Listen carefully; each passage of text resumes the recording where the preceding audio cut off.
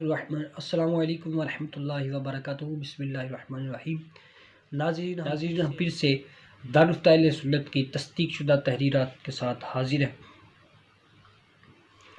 ہم آپ کے مشکور ہیں کہ آپ دارالفتہ اہل سنت کی تحریر تصدیق شدہ بلا ناغہ دیکھ رہے ہیں اور ہم بھی بلا ناغہ اس کو بھیج رہے ہیں۔ ناظرین آج کی جو تحریر ہے اس سے ایک دو چیز سمجھنے والی ہے اس سے پہلے، تاکہ پھر بآسانی آپ کو دارالفتہ کی تحریر سمجھ آئے۔ ایک یہ ہے مسافر کے روزہ رکھنے یا نہ رکھنے کے حوالے سے آج کی دارالفتہ کی تصدیق شدہ تحریر ہے۔ اس میں دو چیزیں ہیں۔ ایک یہ ہے کہ مسافر کون سا، وہ جو بالفرض میں سیالکوٹ میں ہوں تو جو سیالکوٹ سے گجرانوالے تک جانے والا مسافر ہے، یا لاہور تک جانے والا مسافر ہے، یا ڈسکے تک جانے والا مسافر ہے، تو اس کو کہتے ہیں شرعی مسافر۔ تو شرعی مسافر کسے کہتے ہیں؟ مختصر یہ پہلے سمجھ لیں تاکہ آپ کے لیے تحریر سمجھنا آسان ہو جائے۔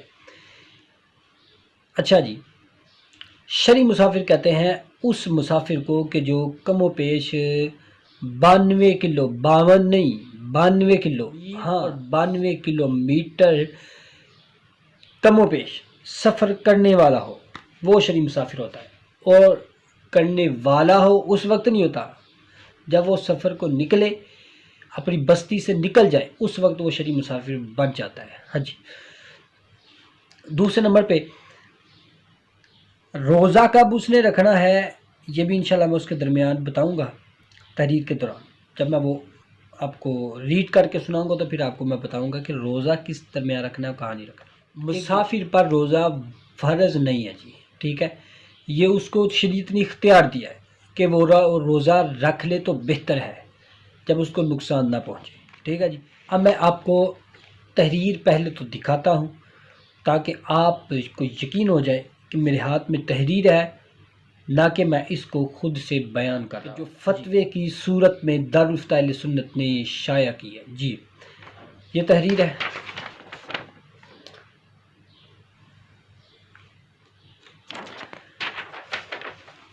اچھا جی، اس تحریر میں بڑا مختصر سوال اور مختصر جواب ہے۔ اچھا جی، سائل نے سوال کیا، کیا فرماتے ہیں علماء دین مفتیان شرع متین اس مسئلہ کے بارے میں کہ اگر کوئی رمضان مبارک میں شرعی مسافر ہو تو اسے روزہ رکھنے کا کیا حکم ہے؟ ٹھیک ہے جی، شرعی مسافر میں آپ کو بتا دیا کہ شرعی مسافر کسے کہتے ہیں۔ شرعی مسافر وہ ہے کہ جو کم و پیش 57 میل یعنی 57 میل وہ سفر کرنے والا ہے، یا پھر میل میں 57 میل میں 92 کلومیٹر، میل میں 92 کلومیٹر ہوتے ہیں جی، ٹھیک ہے۔ تو اگر وہ 92 کلومیٹر سفر کرنے والا ہے تو پھر تو وہ شرعی مسافر ہوگا۔ اس سے 1 کلومیٹر بھی کم سفر کرنے والا مسافر نہیں ہوگا۔ یہ مسئلہ آپ نے ذہن نشین رکھ لینا، تو پھر آپ کو یہ مسئلہ سمجھ آ جائے گا۔ تو پتہ چلا کہ میں اگر سیالکوٹ میں ہوں تو کوئی سیالکوٹ میں ہے تو وہ 10 کلو 20 کلو 15 کلو میٹر جو ہے وہ اگر سفر کرے تو وہ شرعی مسافر نہیں ہوگا جی۔ اس پر وہی احکام ہے جو کہ ایک مقیم پر احکام ہے۔ اچھا، یہ ہوا سوال۔ اب اس کا جواب مفتی فضیل رضا عطاری عفا عنہ الباری، اللہ تعالیٰ ان پر اپنی خاص رحمت فرمائے، خاص فضل فرمائے، بڑے ہی مدنی چینل کے بہترین مفتی صاحب ہیں، تو بڑے اچھے طریقے سے یہ رہنمائی کرتے ہوئے فرماتے ہیں، بسم اللہ الرحمن الرحیم، الجواب بعون الوہابی اللہم ہدایت الحق والصواب۔ فرماتے ہیں مسافر کو روزہ رکھنے یا نہ رکھنے کا اختیار ہے، ٹھیک ہے جی۔ اب شریعت نے اس کو اختیار دے دیا مسافر کو۔ کون سا مسافر؟ یہ شرعی مسافر کی بات ہوئی، چونکہ سوال میں شرعی مسافر پوچھا گیا۔ سوال مسافر وہ مسافر ہوتا ہے بندہ، ایک شہر سے دوسرے شہر میں سفر کرنے والا مسافر ہی ہوتا ہے، لیکن شرعی مسافر، ٹھیک ہے جی، یہ ذہن میں رکھنا۔ جب اس مسافر یا اس کے ساتھ والے کو اس روزہ رکھنے سے ضرر نقصان نہ ہو، ضرر یعنی نقصان نہ ہو، اس کو نقصان کیا ہو سکتا ہے مسافر کو روزہ رکھنے سے؟ جی یہ اتنا لمبا اگر سفر کر رہا ہے تو سفر جو ہے اونٹ گھوڑے پر نارمل طریقے سے اگر سفر کیا جائے تو 3 دن 3 راتوں تک کا جو سفر ہوتا ہے وہ 92 کلومیٹر کا ہوتا ہے، تو اس کا اوسط نکالا ہے۔ اب تو جناب جدید دور ہے، جہاز میں بیٹھے 5-7 منٹ میں 10 منٹ میں 92 کلومیٹر سفر طے ہو گیا، ٹھیک ہے جی۔ ایک مسافر وہ ہے کہ جو جہاز میں سفر کر رہا ہے، ایک مسافر وہ ہے کہ جو ایک ادنا سی سواری پہ سفر کر رہا ہے، ٹھیک ہے۔ تو راستے میں ظاہر ہے سفر کی وجہ سے بھوک پیاس محسوس ہوتی ہے، اور اس کے ساتھ ساتھ بار بار کھانے کی طلب محسوس ہوتی ہے، تو اس کا سفر مشکل ہو سکتا ہے۔ سفر میں وہ بیمار بھی ہو سکتا ہے، کیونکہ بعض لوگوں کو سفر نہیں سکھاتا، تو اس وجہ سے کہا کہ اگر اس کو ضرر نہ پہنچے، اب 10 منٹ میں جو جہاز میں سفر کرے گا 92 کلومیٹر، شہری مسافر تو وہ بھی ہے، اب مجھے بتائیں یار اس کو کیا ضرر پہنچنا ہے؟ اے سی میں اس نے بیٹھنا ہے، ہاں جی، تو جا کے اس نے جناب سیدھا پہنچ جانا ہے، تو اس کو کوئی ضرر نہیں پہنچنے والا۔ اب دوسری چیز تو بہتر یہ ہے کہ اب اس کے ساتھ والا جو، جیسے ماں سفر کر رہی ہے اپنے بچے کو لے کے، اب بچے کو دودھ پلانا ہے، ماں کچھ کھائے گی تو دودھ پلائے گی نا، تو اس لیے اس طرح جو اس کے تابع ہو، تو اگر یہ روزہ رکھے گا تو اس کے جو بھی تابع ہے اس کو نقصان پہنچ سکتا ہے، تو اس وجہ سے بھی بہتر یہ ہے کہ پھر وہ روزہ نہ رکھے اگر ضرر کا نقصان ہو شرعی مسافر۔ لیکن یہ مسئلہ ذہن میں رہے کہ دن میں سفر کرنا ہو اور صبح صادق کے وقت مسافر شرعی نہ ہو تو دن میں سفر کرنے کی وجہ سے اس دن روزہ چھوڑنے کی رخصت نہیں ہے۔ میں آپ کو بات سمجھا دیتا ہوں، مفتی صاحب یہ فرما رہے ہیں کہ آپ نے سفر کرنا تھا دن کو، ٹھیک ہے جی، تو آپ نے دن کو سفر کرنا تھا، تو ابھی سحری کے وقت آپ گھر پر ہیں، تو اب آپ کو روزہ چھوڑنے کی اجازت نہیں ہے جناب، اب روزہ رکھیں گے اس دن کا، ٹھیک ہے، اس دن کا روزہ رکھیں گے تو آپ دن کو سفر کر سکتے ہیں جناب، اس دن کا روزہ، کیونکہ ابھی آپ اس دن کا روزہ چھوڑنے کی رخصت نہیں ہے، بلکہ اس دن کا روزہ رکھنا ہوگا۔ لیکن اس کے اندر ایک چیز ایڈ کرتے ہیں،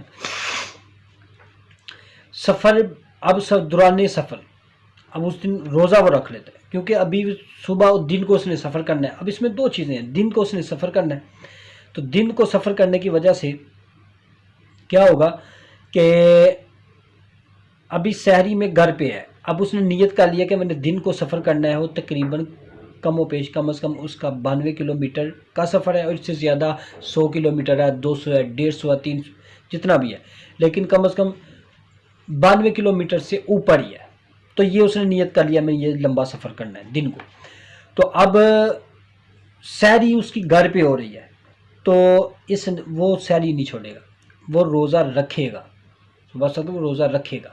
کیوں؟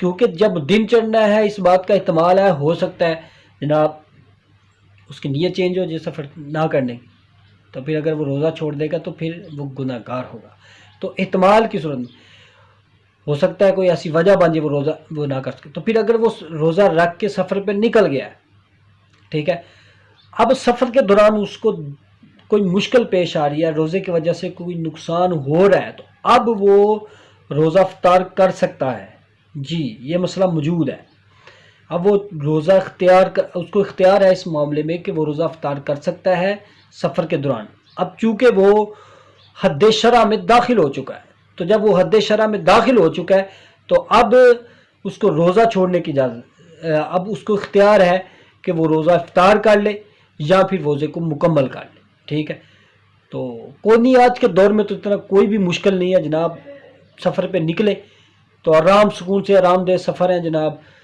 تو ہر کوئی ہاں اگر بعض اوقات اس کے لیے مشکل ہو تو پھر اس کو یہ رخصت ہے جی۔ اچھا، یہاں پہ مفتی صاحب ایک نوٹ لکھتے ہیں، مسافر جس صورت میں رمضان مبارک کا روزہ چھوڑ سکتا ہے رمضان مبارک کے بعد اسے اس روزے کی قضا کرنا فرض ہے۔ ایسا نہیں ہے کہ جناب مسافر صاحب روزہ چھوڑ رہے ہیں، اب شریعت نے اجازت دے دیا ہے کہ چلے آپ کو اختیار ہے بھئی آپ کو نقصان ہے تو آپ روزہ چھوڑ دیں، تو اس کا مطلب یہ اس کو چھوڑ ہی دیں، اس کی بھئی قضا کرنی ہے۔ اس کی قضا کب کرنی ہے؟ آپ واپس آ کے باہر رمضان کے بعد اس کی قضا کرنا ضروری ہے، ٹھیک ہے۔ آگے مصنف فرماتے ہیں واللہ اعلم عز وجل ورسولہ اعلم صلی اللہ تعالی علیہ وآلہ وسلم، فرمایا زیادہ علم اللہ اور اس کے رسول اللہ کے پاس ہے اور اس کے رسول کے پاس ہے۔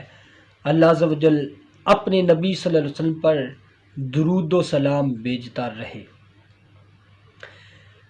یہ جناب مکمل فتوے کی صورت میں تحریر تھی کہ جو میں نے آپ کو ورڈ ٹو ورڈ بتائی، اور جو بیچ میں ایک دو چیز سمجھنے والی تھی وہ بھی میں نے آپ کو سمجھا دی ہے۔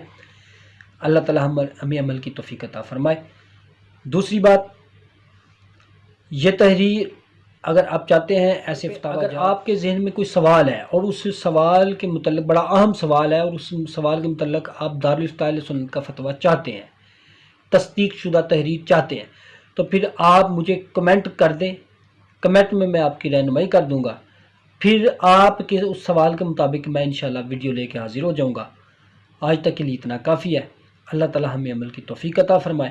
اس کو شیئر کریں تاکہ دوسرے آپ کے جاننے والے عزیز احباب جو ہے وہ بھی اس فتوے کا حکم جان سکیں، اس سے رہنمائی لے سکیں، ان کے علم میں بھی اضافہ ہو۔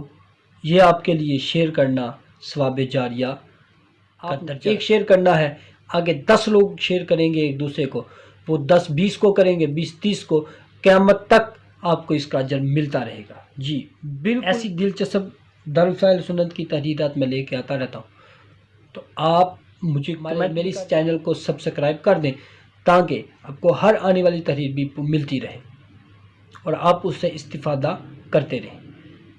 آمین بجاہ نبی امین صلی اللہ تعالی علیہ وسلم۔